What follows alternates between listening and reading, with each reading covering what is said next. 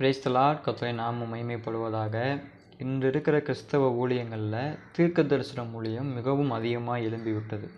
தீர்க்க தரிசனம் உரைப்பவர்களும் மிகவும் அதிகமாக எழும்பிவிட்டார்கள். சிலர் தேவனிடமிருந்து உண்மையாய் வார்த்தையை பெற்று தீர்க்க தரிசனம் உரைக்கிறார்கள். சிலர் தங்கள் இருதயத்தில் இருக்கிற வார்த்தையை தீர்க்க தரிசனமாய் உரைக்கிறார்கள். பைபிளில் கள்ள தீர்க்கதரிசிகளுக்கு எச்சரிக்கையாக இருங்கள் என்று வேதாகம் சொல்லப்பட்டது.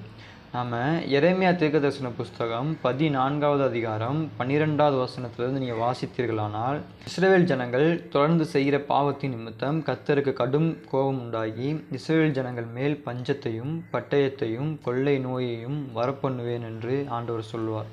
அப்போ எரேமியா தீர்க்கதரிசி, என்ன ஆண்டவரே, நீங்கள் தான் இஸ்ரவேல் ஜனங்கள் மேலே பஞ்சம் வருவதில்லை, பட்டயத்தையும் காண்பதில்லை, சமாதானமாக இருப்பீர்கள் என்று உங்கள் தீர்க்கதரிசி சொன்னார்களே என்று எரேமியா தீர்க்கதரிசி கர்த்தரிடம் கேட்கும் பொழுது அது கர்த்தர் சொல்லுவார், அவர்கள் என் நாமத்தினால் கள்ள தீர்க்க தரிசனம்